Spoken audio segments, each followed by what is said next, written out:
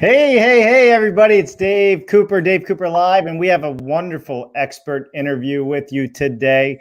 If you are just joining us, please hit that like and share button right now, and also tell us where you're joining us from so we can spread the word about offsite construction and what we are doing to drive our industry forward so we can build better, healthier structures, homes, multifamily buildings, you name it. And one of the leaders in this industry is Tom Hardiman, who we have on. Dave.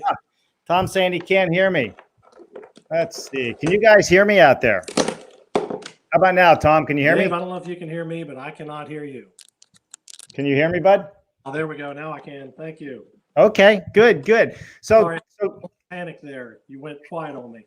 Oh, well, you know what? There just might be a delay. You know, you're hanging out in your cabin up there, and I'm sure being remote's always fun like that. So, well, listen, Tom, I mean, basically, I was just doing an introduction and saying how great you were, and that's the only thing you missed, outside of that. So as far as our industry is concerned, I'm so grateful that you're back on. Tom, you want to give everybody just a brief introduction and your background a little bit real quick before we get going for those of us or those of them that may not know you? Sure. Thank you for having me on, Dave. I wouldn't mind you repeating that. I don't get to hear people say great things about me very often, so feel free to repeat it if you want. Yeah. Yeah, my name's Tom Hardiman. I've been in the industry for about 17 years now. Most of you probably know me as the executive director of the Modular Building Institute, which is the international trade association for modular construction, primarily commercial and multifamily. Also the director of the Modular Home Builders Association, which is the single family home trade association. And also have my own company called Hardiman-Williams, LLC, where we have our own offsite construction expo events. So kind of all things modular. Yeah. So, I mean, with that said, I mean, we're going to cover quite a bit of ground today. We're going to talk about some of the things that's happening in the world of industry standards and approval process. We're going to talk about, which I believe you said it has to do with the ICC industry standards. And also we're going to talk about rapidly deployable modular medical units, along with updates for all the offsite construction expos, World of Modular, so on, or et cetera, as we like to say. So why don't we jump in? Sure thing. There's a lot going on for sure. Yeah. So why don't we jump in? I mean, everybody's curious about what's happening with the approval processes and how that's working. So why don't we talk a little bit about the industry standard approval process that you're currently working on? Yeah. Thank you, Dave. Again, standard approval process, probably a lot of people out there laughing right now. There's 35 state programs, and I think they all do things a little bit differently. So what we are working on with the International Code Council is an ANSI standard approval process for modular and offsite construction buildings and components. Right now, and I don't need to tell a lot of your listeners that the approval process can be burdensome as far as time, adds to the schedule. A lot of these state programs are understaffed, so it adds weeks and sometimes months to the projects. And we're just trying to streamline that a little bit, working with the ICC to come up with one industry standard way to approve these buildings, ideally across the country. Now that's kind of the long-term plan, but that's right. The goal. Sure. So, I mean, so when you say this, so everybody really understands that's tuning in to learn about offsite that may not already be in it, having an industry standard across, all states is kind of what the goal is. Is that what I'm hearing? That is. And by working with the ICC, I think that's a great partner for us. We're looking at maybe this standard being finished around September of next year. So about a year from now. It's currently out for public comment. If anyone's interested in going to the ICC site, iccsafe.org, you can find it, look at it, submit your comments. But what we're talking about is trying to get that standard referenced in future versions of the building code, as well as going to those states that don't have a program, those 15 states, and just basically handing them a program that has been vetted by the industry and code officials. Sure. So they can feel confident that, it's not a marketing ploy from the industry. It is something that has been worked on with code officials, stakeholders, and a process that will work in their state. So right. That's So get it written, and then go to those states and get as many of them as possible using an ANSI standard process. Yeah, yeah. So can you give us kind of an overview of what would be in this, like just simplified, like what is the standards that would be put in place? Sure, just kind of 101. It talks about things like using third-party inspectors for your approval. And that's huge for our industry because, again, so many of these state programs, with budget cuts, these states are just understaffed. And with modular growing, they're just getting more and more work piled on their desk. So we want states to be able to use independent, licensed third-party design professionals to do that. And this standard will lay out that criteria for what's required of a third party and what's required of a manufacturer for their quality control program, their quality assurance program, and so forth. So it just basically sets the guidelines to say, here's what you should be looking for in a program. Outstanding. I mean, I love it. I think it's a great thing to start incorporating. I mean, are you seeing a lot of positive feedback in this whole process? Yeah, it's been great. We have actually 5 state modular administrators or staff people working with us on this committee. So again, it's not something the industry is doing, and we're going to try to push it on code officials. We're getting a lot of feedback right up front from these modular program administrators. So should be very well vetted and something our industry can be proud of. Yeah, and something to grow on for sure. Are you getting any pushback from anybody? Not yet, but the public comments are starting to roll in. So we'll get those comments and we'll review them, and we'll either incorporate them, address them, or frankly ignore them and move on. So we have ICC has a formal committee. Dave Tompos from NTA chairs it, and I'm currently the vice chair of that. So we'll get the committee back together, review all those public comments, and put a second version out, put it out for public comment again. So it has to follow that process. Yeah. So for all of our listeners that are involved in this industry, what is it that they can do to help you? I think it would be good if they went to the ICC site and at least became familiar with what we're proposing. And if it's something that's just way out of line with them, share that comment with us. If we don't get the comments, then we're going to move forward as if we're on the right track. We've got manufacturers involved. Yeah. We've got contractors, architects. So we've got a good committee, but I'd rather have all the comments up front than when the standard gets published and have people read it for the first time. Yeah, for sure. For sure. So, I mean, with that, we'll look it up, and everybody, we will put a link to that ICC standards codes for you, Tom, somewhere in the comments here, either during the show or by the time we finish the show, we should have it in there. Okay. All right. All right. Love it. Love it. Love it. All right, everybody. Listen, if you're just joining us, we have Tom Hardiman on from Hardiman-Williams. He is also the executive director for the Modular Building Institute, as well as the Modular Home Builders Association. And then there's several others. I need to put etc. after Tom's name. I don't know how you get it all done, man. It's a whole lot to deal with. So thank you for being here. If you're just joining us, please hit that like and share button, because we are live on 3 locations: LinkedIn, YouTube, and Facebook. And today we are going to cover the latest happenings at the ICC standards codes. We're going to talk about some modular mobilization units that are medical units that are being worked on for a standard, rollout for that as well. And we're going to get into all the upcoming events and how those are being handled. So, all right, Tom. So we just talked about the ICC industry standards. Let's hop into the rapidly deployable modular units that you're working on with the Facilities Guideline Institute. I think people are really going to want to hear what this is all about. So go ahead. Yeah, so we were approached by FGI, Facility Guideline Institute, and they're the body that writes a lot of the standards for healthcare facilities across the country. Obviously, they experienced what a lot of us saw, the massive need for healthcare infrastructure in this country quickly. So a lot of our industry responded with temporary units. Some were designed for healthcare, some weren't. But what we want to do with FGI is to develop a standard for a rapidly deployable modular medical facility. And when I say that, we're talking about the healthcare requirements that you might find in an ICU room. But how do you put that into a modular component quickly manufacture these and get them out on the streets in times of need. So that's what we're working on.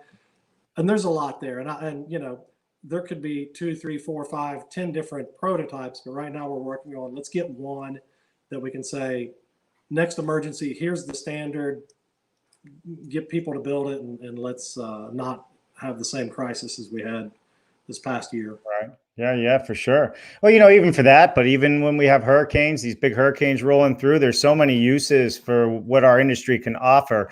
And hey, I saw it from my own eyes with John Buongiorno, as I say, right, in Axis Construction and a project that they've done. And that was 11 and a half weeks that they had that facility completely set, up and running. And it does not look like a modular unit. It's one of the most impressive jobs that I've been on. And so I'm sure John's probably helping you along with those things. But I think it's absolutely amazing what we can do, even for my own self-learning and seeing it. It's impressive. Yeah, and John is actually on the FGI committee with us and providing insight. And you're right. The response to this crisis, you know, we thought it was going to be handled at the federal level, and we could work with, you know, federal agencies like, you know, FEMA, for example, and it was decentralized, as we all know, and that took a little bit of the advantage of modular away because everyone was scrambling, trying to come up with their own solutions. Right. So again, kind of this pre-planning and coming up with some standards for our industry, I think will be beneficial in the long run. Yeah, so let's talk about the standards a little bit. So again, just like we did with you know, the industry standards we were talking about earlier, what kind of standards are we looking at? Is this kind of coming up like, here's hospital protocol, you just don't slap something together and roll it out there. There are different levels of industry standards on a healthcare basis that I think one has to follow. And I think that's exactly what it's doing. We have experts from FGI and engineers and architects, and we have people from the modular industry. And sometimes those two are, you know, sometimes modular people did healthcare facilities, but that was not a strong market for our industry. So a lot of our manufacturers don't have the experience building healthcare facilities. And we provided structures during COVID. It may have been, you know, a long-term care facility, as some of our guys did, and it was much needed, but it did not meet, in some cases, FGI's requirements for ICU units. Or so it's kind of marrying the best of both those worlds. How do we get a building quickly that meets FGI standards and put those together? So that's what we're working on. If anybody is interested as well, go to our YouTube channel under On Location. You'll be able to see what some of these modular units can look like at a very, very high level. We have a whole set process there, kind of a selfish plug, but it's pretty relevant to what can really happen at a high level. And I'm telling you what, the amount of MEPs that are required in these units, as well as all the oxygen and all the piping that has to happen for each of these rooms. It makes you wonder why it's so difficult in housing. You know, you can pull it off like that. It's amazing. Yeah, it is. And that's why we're doing this. We, you know, we encouraged our members, if you're selling to a hospital or an agency, you know, be open and transparent about it. You know, this is not designed and built as a medical unit. It was a, you know, whatever, converted, you know, they needed space in a hurry, and our stepped up, but we want to, you know, take a step back now and say, let's lay a standard out there for how this should be done going forward. Sure. Hopefully this will turn into a series of standards with FGI. Yeah, 100%. Well, why don't we go to some comments here, because our next topic is going to be what everybody is kind of waiting for: events, right? Are we getting back out on the road? Are we not getting back on the road? You're going to find out here in a few moments, but let's give some shout outs real quick. We got George Ryman from Phoenix, Arizona. Hey, George, thanks for joining us this morning. Hi, George. Always glad to have you. Hey, Tiffany. We got Tiffany McCall. Thank you, Tom, for sharing your day. I agree with that, Tom. You're out there working super hard for us, and I think everybody needs to understand how hard you are working for us. We got Juan Carlos. How are you, Juan? Great for joining. Good afternoon from Madrid. Nice. I love it. I love it all the way in Madrid today. Yeah. We got Buzz. Hey, Buzz. Morning from the Great Lakes state of Go Blue, Michigan. Now, wait a minute. What's your favorite? What's your team, Tom? You know, I'm a Marshall University guy, and that's what I thought. share that in common with Devin from Devin Ferry, right? Yeah, That's so good. Marshall guys. Football team hasn't been excellent in the last few years, but we stick with them. You're getting there. We stick I with love them. it. All right, moving on. We got Joel Hutchins. Good afternoon from North Carolina. I don't know. Do you know Joel Hutchins there, Tom? I probably have met Joel somewhere at one of these past events. Yep, Hard for to sure. pick there. He's out there working hard. Great to joining in today. Sound check. Thanks, Dave Cooper and Tom Hardiman, CIS. Oh, look. He is. Hey, what's happening, John? We were just talking about you. Glad that you could join us today. Listen, everybody, we got Tom Hardiman on. Now is the time to ask questions or stress your concerns or anything else. I mean, that's the whole reason we do this, is to have an open conversation on everything that is going on here. So we got Andrew Seeley from Texas. We have Rick Hawkins from Atlanta, Georgia. Whoa, we have the immediate past chairman of the National Association of Home Builders on today, Greg Ugaldi. We used ANSI for our NAHB Green Building Standards. Yeah, thanks for joining us, Greg. Tom, do you know Greg Ugaldi? Don't believe we've met. Yep, Greg Ugaldi is the immediate past chairman of the NAHB. He's still kind of holding that seat right now, and we're grateful he tunes in and joins our conversation from time to time and once a month on our show, which is great. We got the Dr. Brett Musson. He says it's time for you and him to reconnect. Yeah, I think we met at the ModX event in New York and Boston. Took a long bus trip from New York to Boston together, along with several other people. So thanks for joining, Brent. Yeah, always great, man. What a super nice guy, first of all, and as they say in Boston, wicked smart. So, all right, look at that. We made it all the way to Saudi Arabia. Nice. In the words of Maury, if I didn't say that right, please correct me or don't beat me up in the comments. But I too thank you so much. I think this may be the first public comment that we had come from somebody from Saudi Arabia. So thanks for joining us. It's been a while. All right. Jennifer put up here, I think this is the link. Is this the link for the John Bergerno or the hospital set? Perfect. And Jen, can you pull up the ICC information and post it there as well? All right, Barbara. Hey, Tom, you're the best. Thanks, Barb. I love it. Hey, let me pause right there. Barb, talk about someone who's put in a lot of work for the industry. She's been on MBI's Government Affairs Committee since I started. And, that's how we get so much done, is we have people like Barb behind the scenes that are volunteering to help.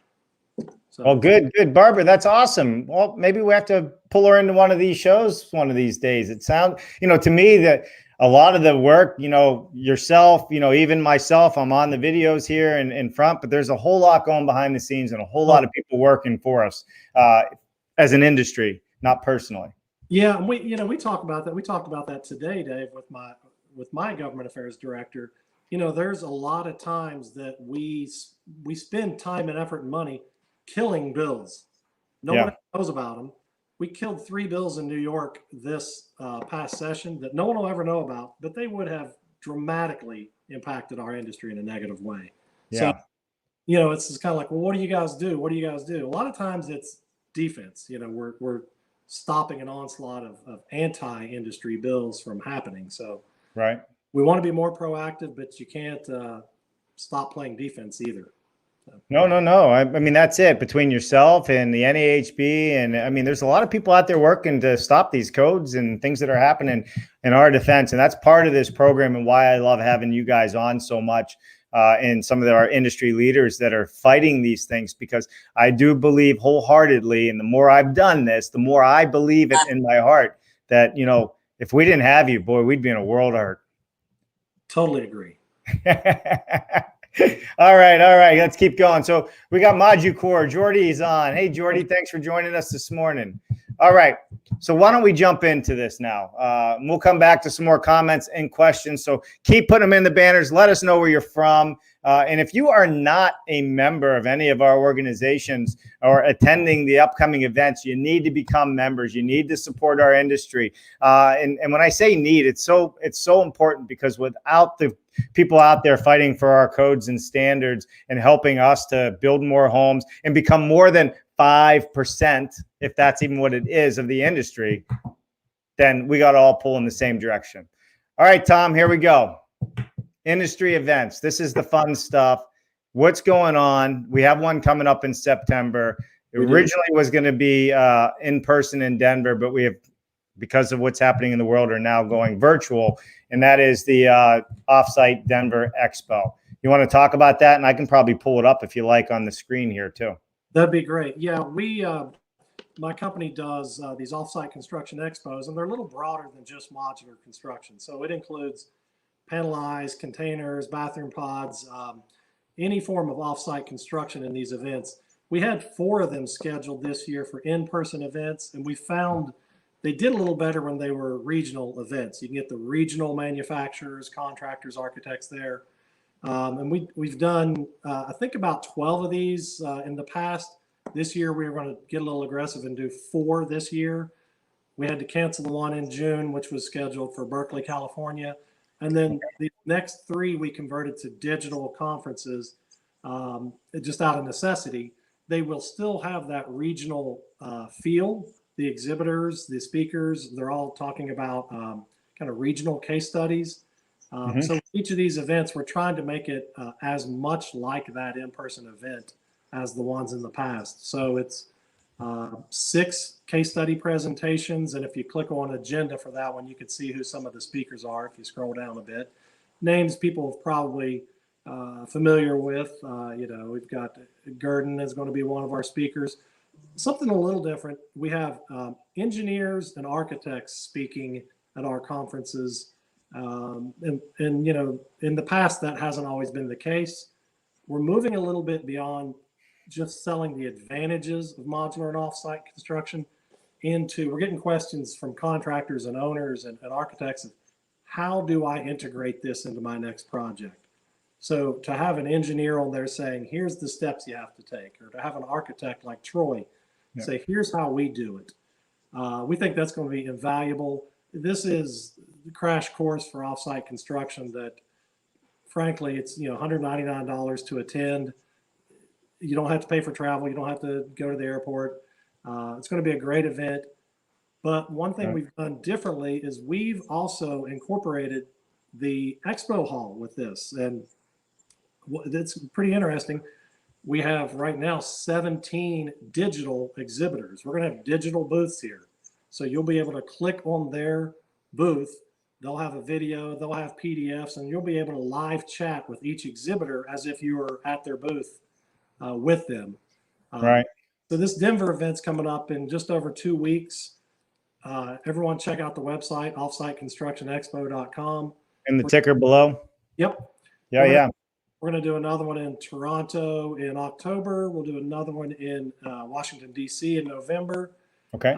Again, it's intended to kind of focus on that regional audience. And by Denver, we pretty much mean a lot of the West Coast. We've got California speakers and attendees, Gurdon's up in Idaho. So check them out. It's a super easy way to, get some case studies, learn some best practices. And the ticker below.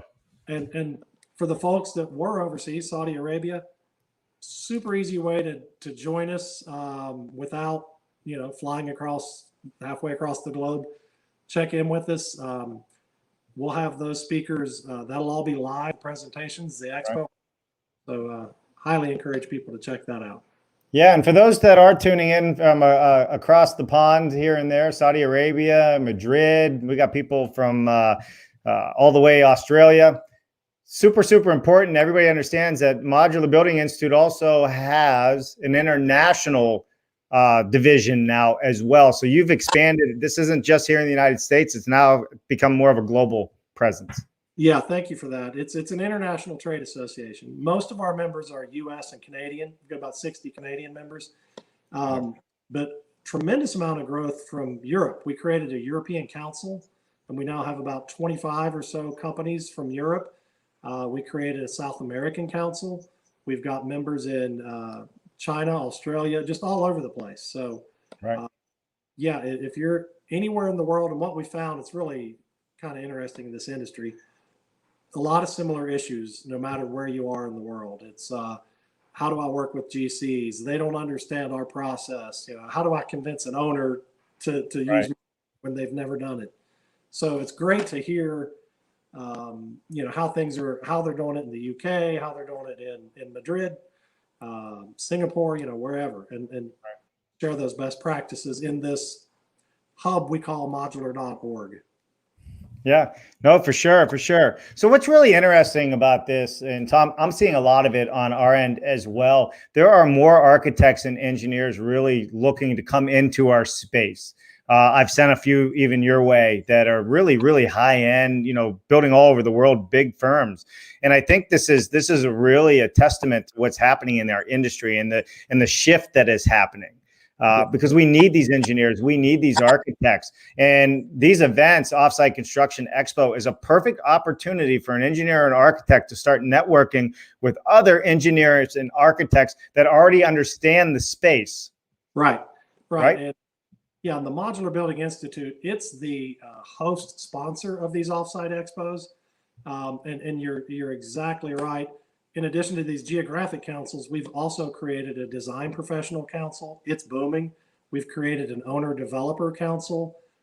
So in the past, these were audiences we marketed to. And now we're seeing they're coming to our events. They're wanting to join. They're wanting to get active. And we need them, and I think they need us. I mean, everyone's heard about the labor shortage and the infrastructure needs. Those aren't going away. We just have to work together much better going forward.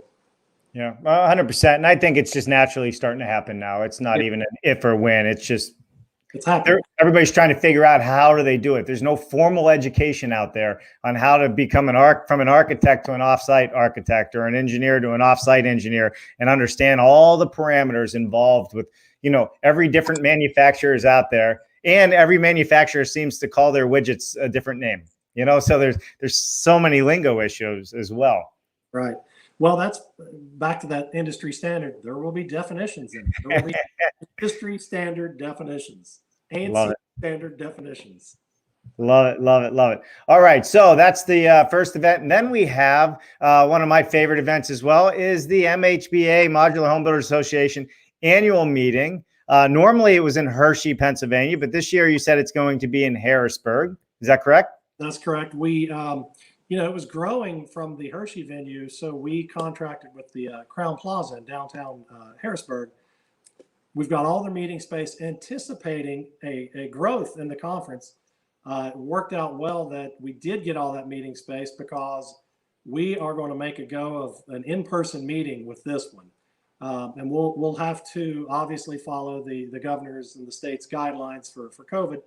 But we'll be able to get up to 75 people at that meeting, breaking them into 3 groups of 25. A little bit of logistics, but we'll make it work. And with MBI and World of Modular, I think it might have been the last event that happened before COVID hit and everything down. And this is kind of our first event since. And I had no idea there would be 7 months in between, but we're going to make a go of this one. We think it'll work. If you go to modularhome.org, you'll see some details on that annual meeting. And I know we've got some people online that are members of that organization, so we look forward to seeing you there. Yeah, for sure. In fact, let me just pull that up so everybody can see what that website looks like. So check it out. We got modularhome.org, and I'm assuming if we click on events here, that's going to be the easiest way to find it. And there is the details right there in front of you. So, all right. So this is great. So we're continuing. We're going to give it a little bit of a try and get out there again. And again, I mean, listen, last year, we had speakers like Ivan Rupnik from ModX there. There's quality people coming. There's quality education happening at this event. So I highly recommend, if you're not familiar with it, definitely check it out. And I highly recommend attending one of these years once we open back up. Yeah, this will be a good trial run. Now we're not taking any risks. You're going to have to wear your masks. We're going to keep people 6 feet apart within those rooms. Right. So follow all the protocols and all the safety standards, but getting that extra space means we can safely accommodate 70 people. So we're going to go with it. For sure. And I'm going to click back here in this other page as well, Tom, because it's relevant to these next things coming up. So we have the MHBA, but it doesn't end there. March 6th through 9th, You know what? Actually, I skipped one, didn't I? September 16th, Denver, October 8th, 9th, MHBA. There you go. I was right. March 6th through 9th, World of Modular 2021. I mean, that's something that we're looking at having coming up as well. Yeah, that's that event is in San Diego.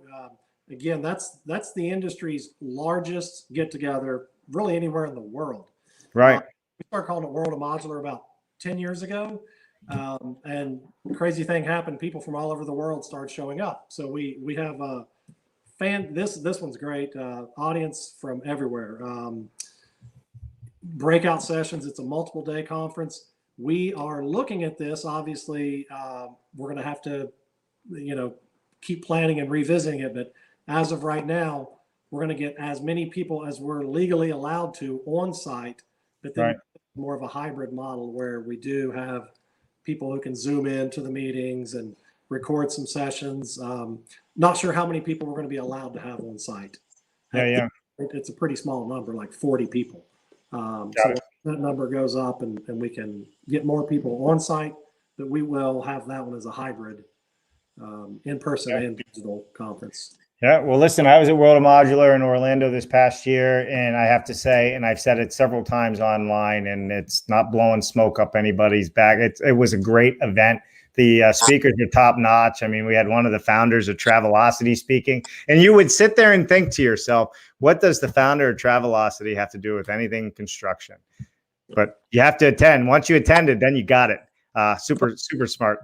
Yeah, and we try to have speakers that are talking not just about modular construction, obviously, but about innovation, technology, and change, and management, and success.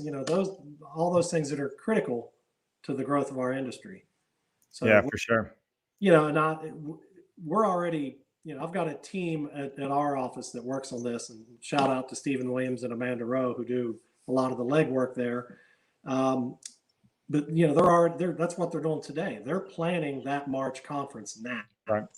It takes 6 months. Anyone that's planned one of these events knows it's not something you roll into the month before and ta-da, there it is. It's coordinated speakers and the whole 9 yards, exhibit halls, everything. So we're counting on it being a great event, and it will be. Yeah, I always say business is easy until people get involved.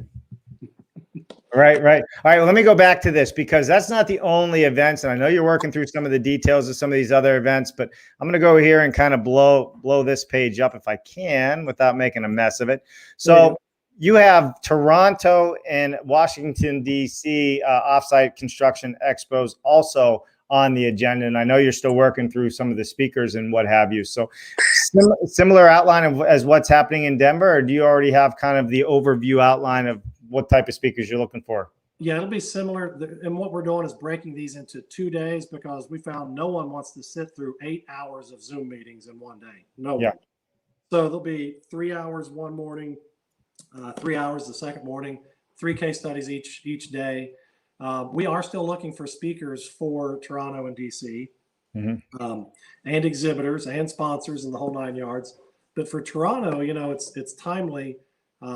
Their government in Ontario and in Toronto, they're embracing modular for their affordable housing needs. So we think it's a real timely topic to hit that area. Yeah. Got a good, strong membership in Eastern Canada. So we're excited about that. And even the companies doing business in, New York, upper Northeast sections probably should be interested in checking that one out. And then the DC event, we're really going to use that as a platform to try to get in front of a lot of policymakers. Other countries, the adoption rate for modular and offsite is higher. And two things I've found is they're generally smaller geographic regions and their government is behind the movement. They're not in the way of the movement. They're pushing it. So we want to get policymakers at this meeting to hear about these case studies and to start to understand if we're going to meet these massive infrastructure needs. Right now, despite all this COVID and everything going on, people are still homeless and home insecure, and affordable housing is a huge problem. It got worse. Right. It didn't get better. We have infrastructure needs that are not being met. So we've got to meet these needs. So we want to be part of that solution. Well, you're absolutely right. And as far as the government's getting involved, there's obviously, as soon as you say that, there's a whole bunch of flags that start flying up for a lot of people. But the governments that have gotten involved over in Europe only made it so that they were using smarter building processes that are more energy efficient. I haven't, maybe somebody online will tell me differently, but I haven't seen anything really, or hear anything really burdensome from it. I heard that it was actually a great thing, and it helped really drive better construction. Yeah, and we're not looking for set asides within appropriations bills. We're just wanting to encourage. Our industry is a little different, and you can't just write a standard RFP or follow the same old format if you want more offsite participants involved. So, yeah. So let me just take a look here. We have some more comments going on. Alistair Sawyer. Hey, Alistair. And I see a great opportunity, he says. And then Jennifer put up some of the links here, which are great. So we don't need to put those up.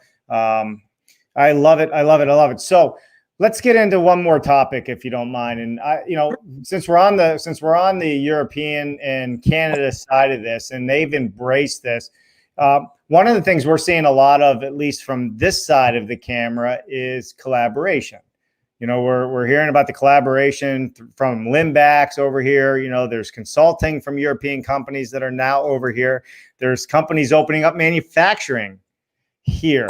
What are you seeing as being an influence from Canada and Europe on the States, or do you see them as a competition to the builders here in the States? Certainly not competition to the modular industry here in the States. Yeah. We've got several Canadian members, and I say Canadian members, many of them have factories and business in the U.S. A lot of these companies, they're not just one plant in Canada. They've got plants in the U.S. as well. And they do projects in the U.S. They do projects in the U.S. That's how they say it in Canada. We want them as part of this organization, because if they, what we found is our members, the manufacturers even, they're willing to do factory tours. They're willing to bring people in and say, here's how we do it. And you alluded to it. Everyone kind of does it a little different. But we want to, share those best practices and learn from them. Some of the companies in the UK and Europe in general, very far advanced. Some of them are doing very basic, very little automation, very little robotics. It's just good quality work. The factories in Poland, I don't see them as being really automated or high tech. They're just building a really good product. Well, I think part of that is the lumber. So if they're building out of lumber, right, versus commercial or steel, they're using a better quality lumber. And I'm learning. I've been spending a lot of time talking to a lot of the Polish companies that are over there, and Swedish and England. The better lumber speeds up production time. Less finagling, it goes together, it cuts square, you don't have sheetrock issues and the pops and all. It's just different. And so spending a little bit more money on the lumber could really actually save you time and money on the production line and in the field once it's delivered. And that's kind of a common thing I'm hearing. I'm going to tell you, you're going to get comments about spending more money on lumber. You're going to get people lighting you up for that, because the lumber costs right now. Well, yeah, okay. So in a world that didn't have lumber prices at 50, plus or 100% higher, I agree with you. 100%. All right, don't light me up. I agree with what Tom said out there. But in a real world, if you're using a better quality product, regardless of the lumber, right? I'm learning from a lot of people that have been over here through our manufacturing. They all say the same thing. They say we're using crap lumber. They don't say crap. They use other words sometimes. So I don't know. They're nice. There's so much happening right now that could impact our industry. California just passed, or they're about to pass raise the minimum heights for wood frame construction, mass timber. Right. I'm not sure that's going to impact our industry, but there's a lot of state and local and even federal agencies that are trying to figure out the best way to move forward with infrastructure needs. And maybe it's mass or wood, steel. We are seeing a lot of projects being imported into the States, and some of that has to do with the factories here either aren't interested in working with certain customers, or they're busy with other things. So there's, we could use more manufacturers, and that I don't know that would be competition to the existing factories, because again, we're 4 or 5%. If we want 10, 15, 20, 30%, we have to have more factories. So, well, yeah, if we're going to make up 1 million home deficit in this country, 5% of the whole business, and offsite construction is not doing that without creating a different process for themselves.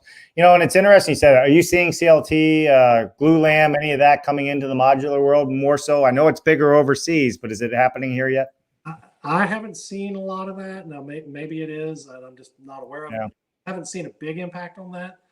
Of course, I haven't talked to a lot of our manufacturers in a while. I haven't seen them since March for a lot of them, but I think it will. But I haven't seen a huge impact here yet. Love it. Love it. Let's take one more comment here. We got Alistair Sawyer. So New Zealand, governments need to get on board for statutory changes. New Zealand is pressing hard acceptability in modular, where prefab is being endorsed widely. Yeah. Yeah. And there's we've heard that. We hear that a lot, is how come the UK government's behind it? How come New Zealand government, and I talked to this is years ago. I talked to my counterpart in the UK, and she said, well, my contact in the federal government for procurement, and I said, time out. You have one contact in your federal government for all things procurement. We have thousands in one agency. So it's a much larger, I don't want to say more complex system, but it's very hard to navigate our federal, state, local procurement process. There's other influences. There's groups that don't want more offsite construction. So they're status quo type groups that will fight against us. There's a lot of barriers out there. And again, it gets back to, those are a lot of things we do day in and day out. Is New York City, they wanted to impose a union only project labor agreement. All projects in New York City must be union. Some of our factories are, most of them are not, but it's just another barrier someone's putting in our way that someone has to go remove. And that is usually us. That's right. Working hard for us. All right, we got another comment came in. Joe Butler, Canadian fiber quality is reducing as well. Pay close attention to the growth of engineering lumber and expecting tremendous global growth. Is that Oakville offsite framing solutions are entirely engineered wood. AccuBuilt, is that what it is? Did I say it wrong? Yeah. Good. Love it. All right, Tom. We got a lot of people tuned in here. So I love the update. I like where we're heading. We're very appreciative of everything that you're doing to help make some standardization across the country for us.